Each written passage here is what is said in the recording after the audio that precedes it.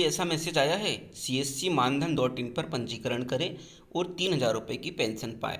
क्या ये सही है? आप भी इस विषय में जानना चाहते हैं तो बने रहिए मेरे साथ इस वीडियो में और देखिए क्या है ये स्कीम है। जो प्रधानमंत्री श्रम योगी मानधन एक स्कीम है जो कि भारत सरकार द्वारा असंगठित क्षेत्र के जो मजदूर हैं उनके लिए लाई गई है, क्योंकि भारत की जो आबादी है 18 से लेके 35 साल की जो आबादी है, लगभग 60% के करीब हमारी आबादी जो कि 18 से लेके 35 साल की एज के बीच में है और इनको पेंशन की बहुत ज़रूरत रहेगी आगे आने वाले समय में।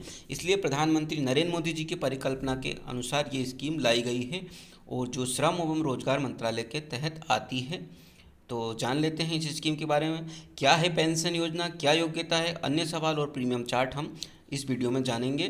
तो क्या है ये पेंशन योजना? प्रधानमंत्री श्रम योगी मानधन योजना असंगठित और छोटे क्षेत्र के कामगारों के लिए एक स्वैच्छिक एवं अंशदायी पेंशन योजना है। स्वैच्छिक का मीन्स ये है आप अपनी स्वेच्छा के अनुसार इसमें अपनी पेंशन के लिए प्रबंध कर सकते हो। असंगठित क्षेत्र के समय किसके लिए एलिजिबल है? अब असंगठित क्षेत्र में कौन कौन आता है? घर पर काम करने वाले, सड़क पर सामान बेचने वाले, है ना, सब्जी का ठेला लगाने वाले, चाय का ठेला लगाने वाले, फुल्की वाले, रेहड़ी लगाने वाले, समोसा कचौड़ी वाले, ईंट भट्टे पे काम करने वाले, मोची, दर्जी, जो भी घरेलू कामकाज करने वाले, चमड़े का काम करने वाले, जो भी मतलब असंगठित क्षेत्र में हैं वो इस स्कीम के लिए एलिजिबल हैं। जिनकी मासिक आय 15,000 रुपये से कम है, ऐसे कामगार जो किसी भी सामाजिक सुरक्षा का लाभ नहीं ले रहे हैं, NPS हुआ, कर्मचारी राज्य बीमा निगम के तहत, है ना, ये इसमें पंजीकृत नहीं होना चाहिए, है ना, आयकर दाता नहीं होना चाहिए और 18 से लेकर 40 वर्ष की एज उनकी होना चाहिए। और इसके लिए मैं बता दूं, एक ई श्रम कार्ड जो बनता है वो ई श्रम कार्ड आपके पास होना चाहिए। अगर आप असंगठित क्षेत्र के अंतर्गत आते हैं तो ई श्रम कार्ड आपका होना चाहिए और ई श्रम कार्ड के लिए मैं एक नेक्स्ट वीडियो बनाऊंगा, तो ई श्रम कार्ड के बारे में भी हम जानकारी लेंगे। तो ई श्रम कार्ड का भी आपके पास होना चाहिए, तभी आप स्कीम के लिए एलिजिबल हो। अब इस योजना के लाभ क्या हैं? आप सोचोगे कि 3,000 रुपये मिलेंगे। जी हाँ, इसमें आपको बिल्कुल 3,000 रुपये मिलेंगे। यदि कोई असंगठित कामगार योजना के अंतर्गत अंशदान करता है 60 साल की उम्र तक, तो उसको 60 साल के बाद 3,000 रुपये की न्यूनतम मासिक पेंशन भारत सरकार द्वारा दी जाएगी। ये गारंटीड है ना, ये गारंटीड है। अब आप सोच रहे होंगे कि हम इतना पैसा इन्वेस्ट कैसे कर दें, किस विषय पे इन्वेस्ट कर दें। तो मैं आपको बता दूं, जो ये पूरी निधि है, जो आपका पूरा फंड है, वो इसका utilization LIC of India, ministry of labour and employment के दोनों के उससे होगा। और चूंकि आप LIC ऑफ इंडिया की यहाँ पे बात आ गई, तो हम देखेंगे कि LIC ऑफ इंडिया की जो वैल्यूएशन है वो 4 लाख करोड़ के समथिंग है। तो आप जान सकते हो कि कितनी बड़ी संस्था इसका जो प्रबंधन कर रही है और इसकी जो पूरी निधि की जो 100% सुरक्षा की गारंटी भारत सरकार की है। तो मैं आपको बता दूं कि LIC ऑफ इंडिया को इतना वेटेज क्यों दिया गया, क्योंकि जो LIC ऑफ इंडिया की उस समय जब बन रही थी, तो उस समय भारत सरकार ने इसका जो स्वामित्व था कि अगर कोई भी देनदारी LIC ऑफ इंडिया की रहती है तो वो भारत सरकार पूरी तरह से देगी। अगर घाटा भी हो जाता है LIC ऑफ इंडिया को तो भारत सरकार इसकी भरपाई करेगी, इसलिए ये बहुत इम्पोर्टेंट है। अब इसमें कुछ सवाल जैसे आ जाते हैं, अगर आप मान लो इसमें अंशदान करने लगते हैं तो आपके साथ भिन्न भिन्न अवस्थाओं में क्या क्या जो सवाल आपके आ सकते हैं। जैसे यदि कोई अंशदाता है वो 10 वर्ष से पूर्व योजना छोड़ देता है तो क्या होगा? जैसे कोई व्यक्ति है, मान लो 25 साल की एज में वो पेंशन के लिए अप्लाई कर देता है और वो उसकी मान लो 5 साल बाद ही गवर्नमेंट जॉब लग जाती है, तो उस स्थिति में क्या होगा? उस स्थिति में ये होगा कि उसको जो भी उसने पेंशन में अपना फंड इन्वेस्टमेंट किया है वो ब्याज लग के, जो कि बचत खाते का ब्याज लग के, उसको पूरा पेमेंट वापस मिल जाएगा। दूसरी स्थिति आती है यदि अंशदाता 10 वर्ष के पश्चात परंतु पेंशन शुरू होने से पहले छोड़ देता है। अब इस स्थिति में यह है कि अगर मान लो कोई व्यक्ति है जो 20 वर्ष की एज से पेंशन के लिए अप्लाई कर देता है और 35 वर्ष की एज में वो उसकी जॉब लग जाती है, तो वो अगर इस स्कीम से बाहर होना चाहता है तो उस स्थिति में क्या होगा?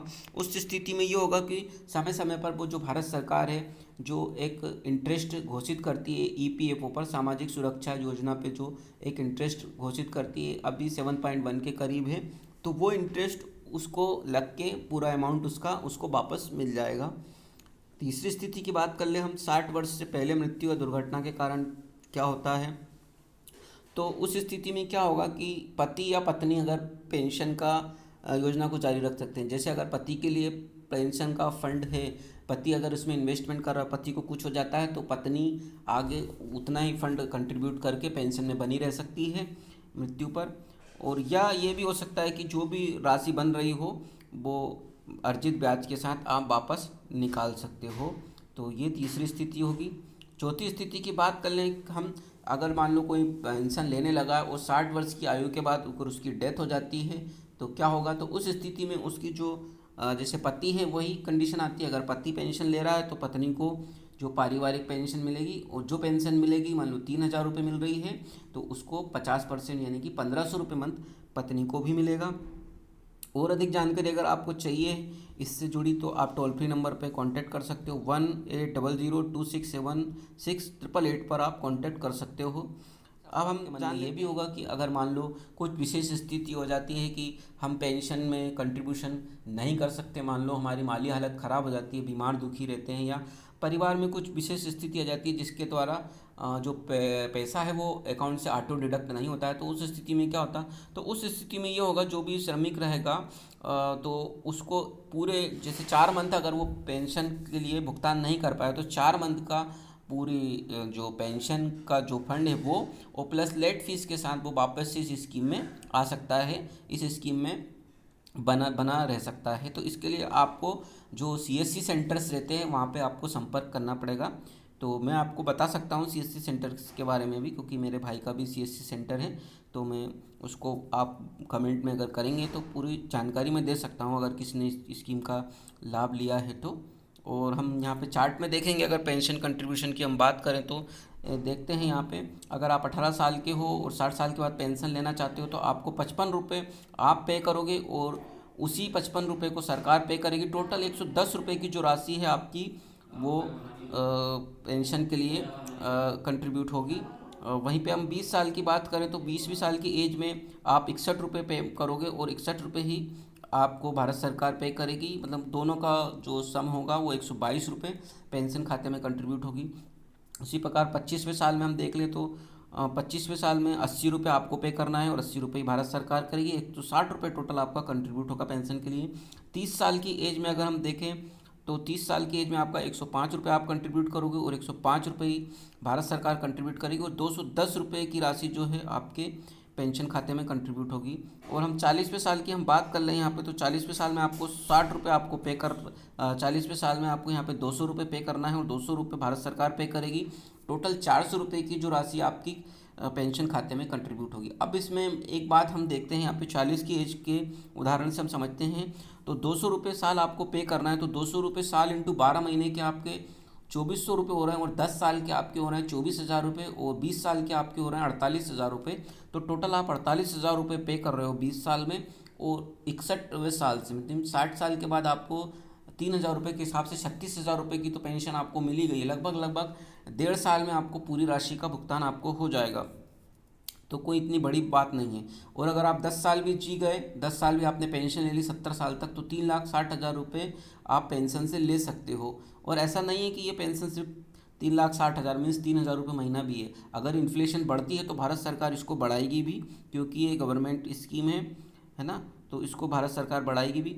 और आपको अगर इस पेंशन स्कीम में जुड़ना है तो आप मुझे कमेंट के माध्यम से संपर्क कर सकते हैं। और ये जो मेरा वीडियो है अगर अच्छा जाता है, इसको अच्छा रिस्पांस मिलता है, तो मैं आपको इस पेंशन स्कीम में जुड़ने के लिए जो ऑनलाइन फॉर्म सबमिट होता है उसकी भी वीडियो मैं आपको बना के दे सकता हूँ, कैसे आप पेंशन में जुड़ सकते हो।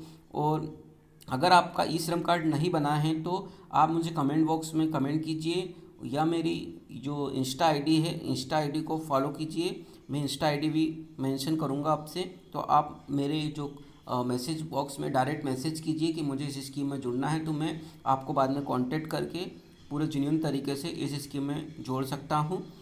तो कैसी लगी आपको मेरे द्वारा ये जो वीडियो में जानकारी दी है, आशा और उम्मीद है आपको ठीक लगी, क्योंकि मैं इसमें पूरा ब्रीफ भी समझा सकता था आपको, पर वीडियो काफ़ी बड़ी हो जाती, तो मैं आपको समरी में नॉर्मल जानकारी दी है। और अगर आपको मेरी वीडियो पसंद आई हो तो आप मेरी वीडियो को लाइक कीजिए, कमेंट कीजिए और चैनल को सब्सक्राइब कीजिए, है ना, और अपना ढेर सारा प्यार दीजिए। और यही उम्मीद करूंगा कि सब ई श्रम कार्ड बनवाइए अपना और इस पेंशन योजना का लाभ लीजिए अगर आप 18 से 40 के बीच में आते हो, क्योंकि आपको पेंशन का प्रबंध करना पड़ेगा।